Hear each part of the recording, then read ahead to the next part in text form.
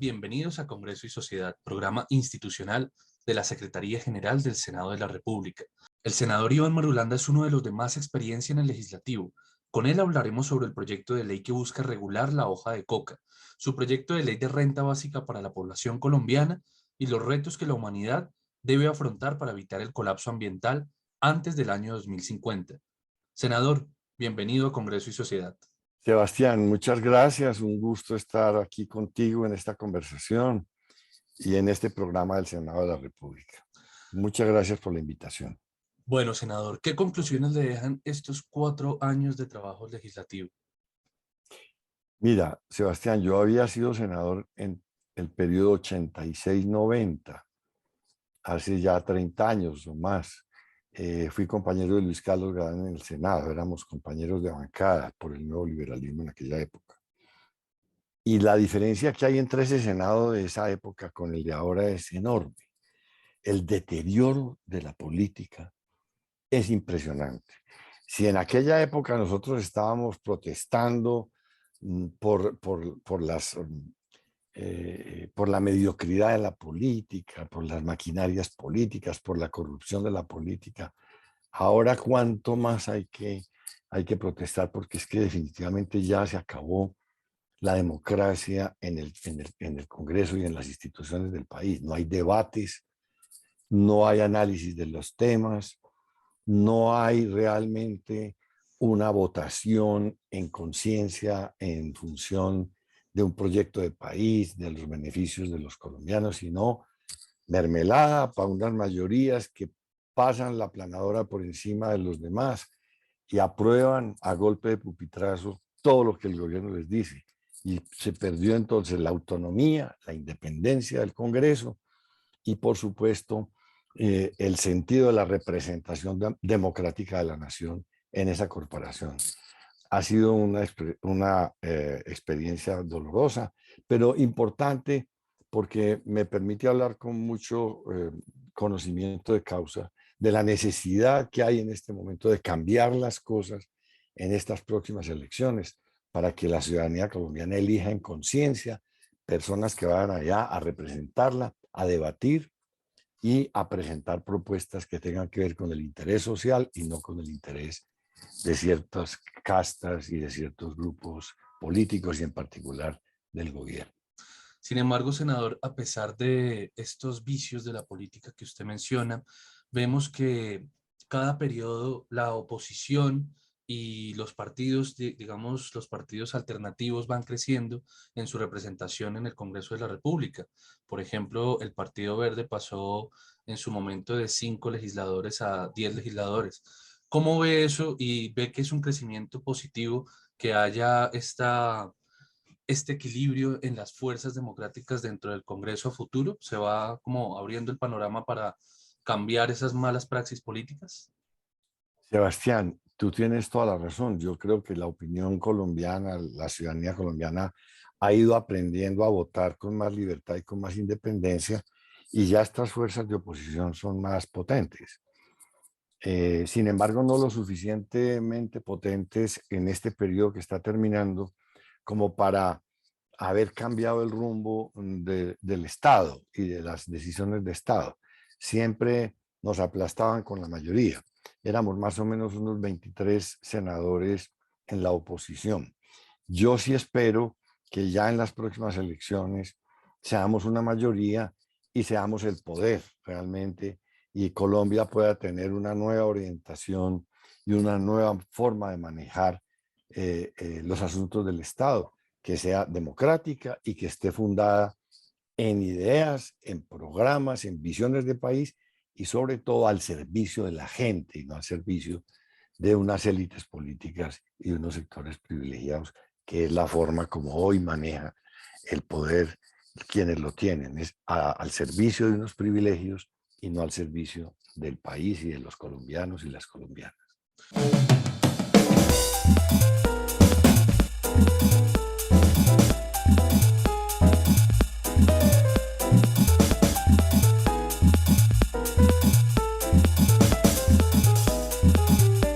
Bueno, senador, ya entremos más en la materia personal de su trabajo legislativo. Desglosemos un poco sus proyectos de ley y cuéntenos cuáles ha presentado y cuáles son hoy ley de la República. Bueno, nosotros mm, presentamos en bancada de la Alianza Verde muchos proyectos de ley que tienen que ver con la visión democratizadora y la visión de servicio a la sociedad y de modernización del Estado y de modernización de las políticas públicas. Particularmente en temas ambientales, presentamos muchas iniciativas que tuvieron tránsito en distintas comisiones del Congreso, según la especialidad, los temas laborales, los temas agropecuarios, los temas mineros, en fin. Yo me voy a concentrar en los temas de la comisión en la que yo participé, que es la comisión tercera del Senado, que es la comisión económica. Y allí tuvimos pues eh, mucha beligerancia y mucha presencia y marcamos un discurso y marcamos unas posiciones muy claras. Siempre, en todos los casos, tanto en la comisión como en las plenarias, la oposición fue aplastada. A nosotros no nos concedieron, no nos concedieron nunca la razón, por principios. A todo lo que proponía la oposición lo aplastaban las mayorías, lo enterraban las mayorías con votaciones a pupitrazos, sin mayor discusión, sin mayor razones, sin explicar razones, simplemente porque provenían de la oposición. Muy pocos temas recuerdo yo, tal vez, destaco eh, algún tema que tiene que ver con algún tema que tiene que ver con los pagos en plazos justos, que fue una iniciativa que tuvo el Partido Verde, concretamente el compañero Mauricio Toro en la Cámara de Representantes, y que hizo tránsito por la Comisión Tercera del Senado y que logramos que se aprobara y que fuera una ley de la República. De resto, todas Reducir las los pagos de iniciativas, 90 a 30 días, ¿sí? Ese es el proyecto de ley. sí, es el caso del pago a plazos justos que de Mauricio Toro, representante a la Cámara, compañero nuestro en el partido Alianza Verde. Tal vez es el único proyecto que yo recuerdo que logramos coronar y convertir en ley de la República. De resto, todo lo que propusimos desde la oposición fue aplastado. Por ejemplo, yo presenté un proyecto de renta básica. Cuando llegó Sebastián la pandemia, cuando venía llegando la pandemia en el mes de marzo, yo me angustié mucho de pensar que la gente iba a pasar hambre, porque venía el confinamiento y el 62% de los empleos de Colombia eran empleos informales, familias que vivían del día a día, del rebusque, que confinadas, encerradas en la casa por orden del Estado, pues iban a pasar hambre, porque ¿qué iban a vivir? Si no iban a tener la manera de su rebusque y de su diario. Y entonces yo dije, a esas familias hay que entregarles una transferencia monetaria. El Estado les tiene que entregar de qué vivir. Así de sencillo, Sebastián. ¿Por qué? Porque el Estado está hecho para garantizarle a las personas unos derechos. Y el primer derecho es el derecho a una vida digna. Y el primer derecho es el derecho a alimentarse. Es que el Estado es de la gente. La plata, los dineros públicos son de la gente y son para atender los derechos de la gente. Entonces, yo dije, hay que hacer ya una ley que le entregue a esos hogares una renta básica que les permita sobrevivir dignamente en estas condiciones de emergencia y en esta tragedia. ¿Y sabes cuántas familias encontramos en las estadísticas del DANE que necesitaban ese apoyo? 6.2 millones de hogares. 6.2 millones de hogares. Es decir, 15% más o menos. 21, sí, pero más o menos 21 millones de colombianos. Una cosa impresionante. Y entonces esa ley que yo propuse tuvo la acogida de 54 senadores. Y así todo el gobierno le cerró el camino y no fue posible lograr. Esa, de todas maneras, sigue siendo un tema en la agenda del país hacia el futuro y yo creo que sembramos ahí una inquietud muy interesante.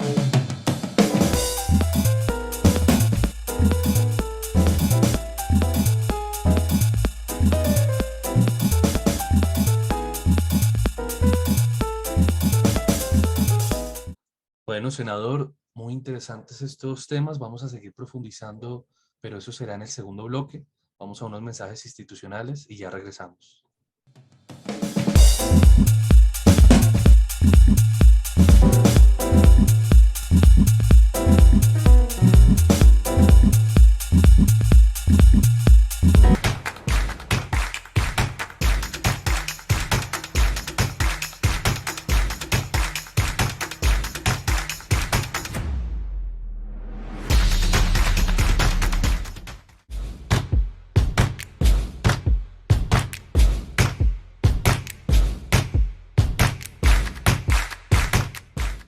Esta ley de inversión social es una ley que va dirigida a reactivar la economía, el empleo, ayudar a los más vulnerables en Colombia y a darle sostenibilidad a las finanzas públicas.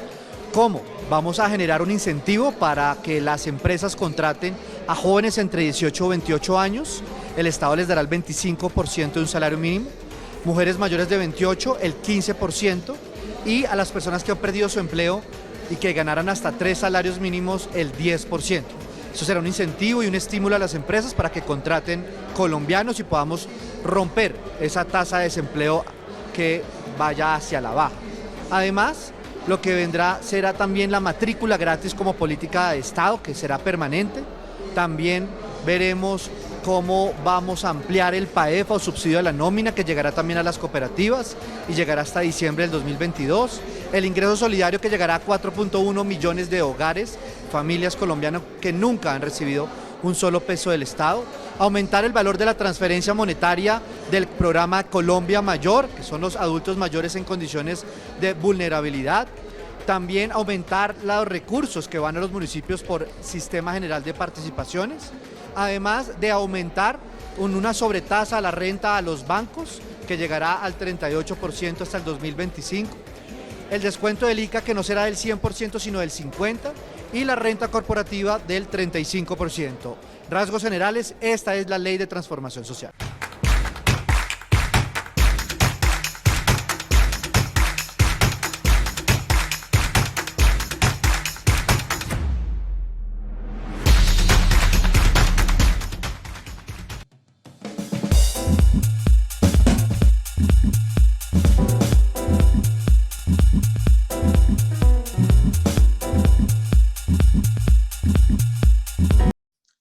De nuevo en Congreso y Sociedad con el senador Iván Marulanda. Senador, usted aspira a ser reelegido como senador de la República. ¿Cuáles son estas propuestas nuevas que trae el legislativo y cuál es este nuevo camino que plantea trazar en estos 4 años de periodo entre el 2022 y 2026? Muchas gracias, Sebastián. Sí, yo soy el número 20 en la lista de la coalición Alianza Verde Centro Esperanza. Ahí está, en el número 20 está Iván Marulanda. Yo quiero volver, por lo mismo que estaba en la política durante tantos años, es ayudar a empujar el propósito del cambio. Este país necesita un cambio muy profundo en el Estado.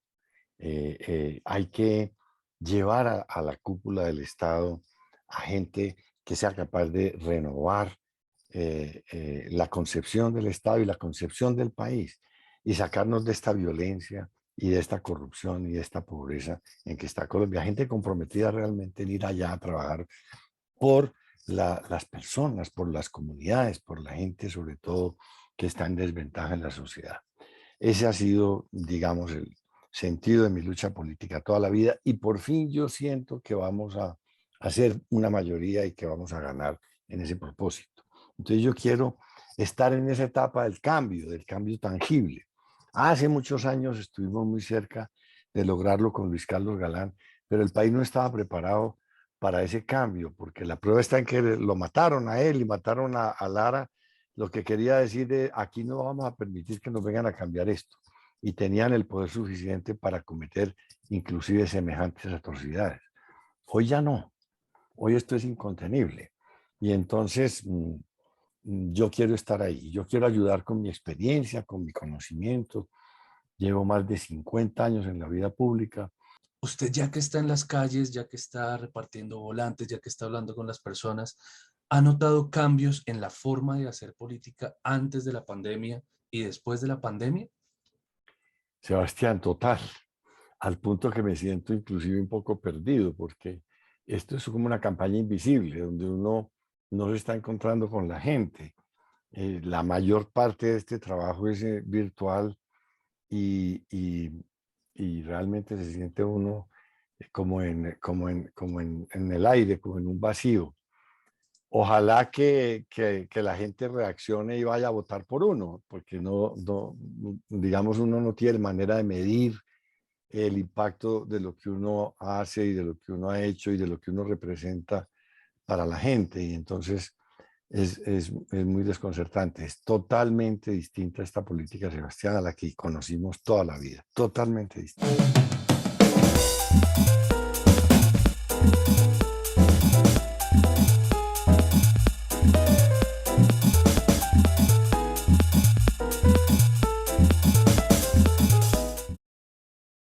Pero bueno, ha logrado llegar con su mensaje a esta nueva forma de hacer política. Y a propósito de eso, quiero preguntarle, senador, por existiendo estas herramientas como el blockchain o como la web 3.0, que es lo que se viene inminentemente, ¿usted considera que la democracia representativa va a cambiar y ya vamos a hacer una transición hacia la democracia 2.0? Pues mira, yo, Sebastián, en esto te confieso que soy muy anticuado. Por ejemplo, yo primero no identifico muy bien todas esas tecnologías que tú dominas como profesional moderno de las comunicaciones, pero me imagino que a qué te refieres. Y por ejemplo, yo no quisiera que se acabaran las sesiones presenciales del Congreso. A mí me parece que eso es fundamental, que estemos allá físicamente, porque esas reuniones virtuales generan, primero, una gran desconfianza y segundo, una distancia muy grande, que uno no se sentía realmente legislando ni haciendo control político, se sentía muy manipulado, que a veces te daban la palabra, pero a veces decían que no te habían visto y te quitaban la palabra abusivamente, y cuando te la daban ya había pasado el tema por el que tú querías intervenir. Es decir, es una modalidad para mí y muy imperfecta todavía y muy desconfiable. Yo no confío en esto. Yo sí quisiera que volviéramos a las sesiones presenciales y que todos nos viéramos cara a cara ya físicamente y el país nos viera ya trabajando. De resto, por supuesto que hay esas herramientas virtuales te dan, ¿no?, opciones de crecer enormemente en materia de conocimiento, de información, de conexiones con el exterior, con fuentes científicas, con fuentes de investigación y de conocimiento muy útiles para enriquecer tu trabajo. Pero ya el trabajo legislativo, yo sí quisiera muy desde el alma que volviera a ser presencial. Sí, incluso hay investigaciones que señalan cómo afecta las relaciones y cómo afecta la actividad cognitiva, pues el hecho de no estar interactuando presencialmente con las personas, sino siempre por estas plataformas. Son un buen apoyo, pero todavía no son una solución integral que permita pues hacer una verdadera política cercana a las personas. Senador, vamos a finalizar este bloque. Por último, en el último bloque vamos a hablar más acerca del país político, de lo que se está viviendo en este momento y conocer su opinión respecto a algunos de estos temas. Vamos a algunos mensajes institucionales y ya regresamos con Congreso y Sociedad.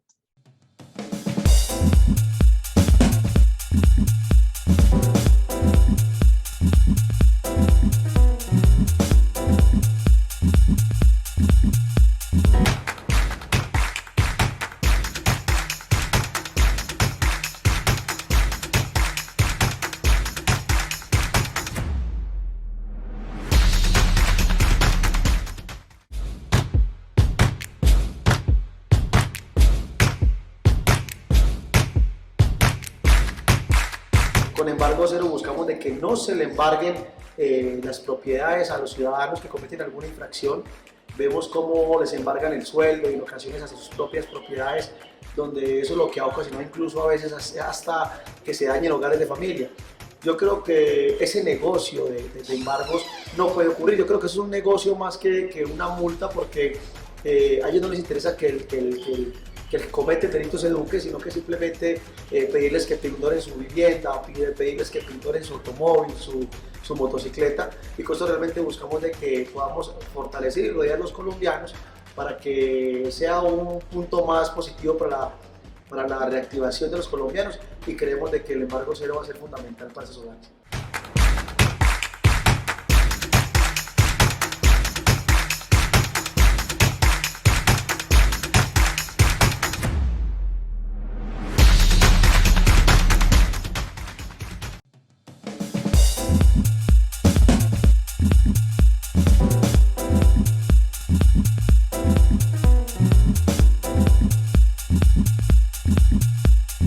De nuevo en Congreso y Sociedad con el senador Iván Marulanda. Senador, parece ser una pregunta obvia, pero igual se la debo hacer. ¿Y por quién va a votar principalmente en la coalición de la esperanza? Bueno, yo voy a votar para el Senado por Iván Marulanda, que es el 20 en la coalición Alianza Verde Centro Esperanza. Senado, el número 20. Y en la consulta de la coalición de la esperanza voy a votar por Sergio Fajardo. Pero me parece que hay un abanico muy interesante para la ciudadanía y para los electores. Senador, ¿y usted considera que la coalición sigue sólida a pesar de los episodios que se han visto en los últimos tiempos? Sebastián, si tú miras lo que son los debates, por ejemplo, en las primarias de los Estados Unidos, donde hay figuras muy importantes del Partido Demócrata, del Partido Republicano, que se enfrentan en esos debates públicos y demás, se dan leña toda la que usted quiera y se dicen de todo y se insultan, y allá eso no desbarata para nada la entidad de los partidos y la importancia de esas candidaturas, y no debilita a los candidatos que finalmente ganan la consulta, las consultas internas. Aquí tenemos que aprender lo mismo. Aquí tenemos que aprender que las diferencias no solamente son de un partido a otro, de una coalición a otra, sino internamente hay un debate muy duro en donde se conoce el carácter, el temple de las personas, lo que piensan, y digamos que se van construyendo consensos y se van construyendo identidades políticas dentro de las coaliciones a través de esas enfrentamientos tan duros. O sea, yo no creo que esto al final vaya a debilitar a la coalición. Tal vez hay un poco de impresión, porque en Colombia estamos muy poco acostumbrados a que las cosas se debatan abiertamente y francamente. Aquí, digamos, siempre ha habido como mucha hipocresía en la política, y apenas estamos viendo ahora como que empieza a sincerarse el debate político y la conversación política. Entonces yo creo que se va a acostumbrar la gente a esto y va a ver que eso es positivo en la medida en que permite conocer el carácter y el aplomo y la identidad de cada persona, de cada precandidato y de cada coalición. O sea que yo creo que eso va a ser positivo. Bueno, senador, y ya en un panorama más abierto, ¿cómo despolarizar a Colombia? Nosotros no podemos salir de esa polarización sino eligiendo ese centro geográfico, ese centro ideológico que representa la coalición de la esperanza, porque si nosotros seguimos escogiendo a uno de esos dos extremos, la polarización va a seguir. Precisamente este centro se construyó en mi casa. Yo los invité a ellos en el 2019 a que empezáramos a construir este centro, precisamente para que el país no tuviera el miedo de estar eligiendo a alguien que está atrincherado en un sitio de guerra. Por último, ¿usted con qué país sueña? Bueno, yo sueño con un país, primero que todo, que regule la hoja de coca, porque a nosotros, y la hoja de coca y sus derivados, incluyendo la cocaína, que es un proyecto de ley que yo presenté, porque si seguimos en el marco de la guerra contra las drogas, este país se va a enterrar definitivamente. Este país está hundido y postrado porque esa guerra fracasó y sigue siendo el escenario que predomina en Colombia. El narcotráfico y la guerra contra el narcotráfico es la que genera la corrupción, la violencia en los territorios, la pérdida de soberanía en los territorios, la degradación de la economía, la pérdida del prestigio del país ante la comunidad internacional, la pérdida de democracia, la democracia cooptada por los dineros del narcotráfico, los negocios y la cantidad de muertos y la cantidad de gente en las cárceles. Esto es un desastre. Entonces, lo primero es un país que regule la hoja de coca y sus derivados, incluyendo la cocaína, y acabamos con este problema. Sacamos esto de la clandestinidad, de la guerra, y lo ponemos sobre la mesa, bajo el control del Estado y bajo el control de la ley, para que podamos superar esta situación. Ese país sueño, y sueño un país, además, en donde haya un Estado fuerte, es decir, con recursos, y que esos recursos sean para sacar a la gente de las condiciones de marginalidad, que haya educación pública gratuita para todos los jóvenes y los niños y las jóvenes y las niñas de Colombia, y que haya un sector agropecuario que tenga crédito de fomento, que tenga asistencia técnica, que tenga investigación científica y tecnológica, que tenga vías terciarias, que tenga centros de acopio, que tenga electrificación en el campo, en fin, que cuide el medio ambiente. Nosotros estamos en una época muy peligrosa para la humanidad, de un cambio climático, de un calentamiento global, en donde Colombia tiene que poner su parte. Nosotros tenemos patrimonios de la humanidad en nuestras manos, bajo nuestro control, y que tenemos que responder por ello. La Amazonia, la riqueza hidráulica del país, los bosques tropicales húmedos, la mayor biodiversidad del planeta, eso está en Colombia y está bajo nuestra responsabilidad, y tenemos que responder por esos bienes que le pertenecen a la humanidad. Termino diciéndote esto, Sebastián, ese tema ambiental es de una enorme trascendencia. La juventud del planeta hoy es la primera juventud en la historia de la humanidad que ve con sus propios ojos el confín del mundo. Antes se hablaba del fin del mundo como una figura literaria, como una figura mitológica, como una figura teológica. No, hoy es una realidad. Los informes científicos nos dicen que si en 50 años no hay cambios profundos en la manera de nosotros vivir, en la manera de nosotros consumir, producir, transportarnos, relacionarnos, si no hay cambios profundos en el manejo de los estados, aquí puede haber un colapso de la vida en el planeta, porque se van a perder las condiciones para la existencia de los seres vivos. Entonces, esto es muy en serio.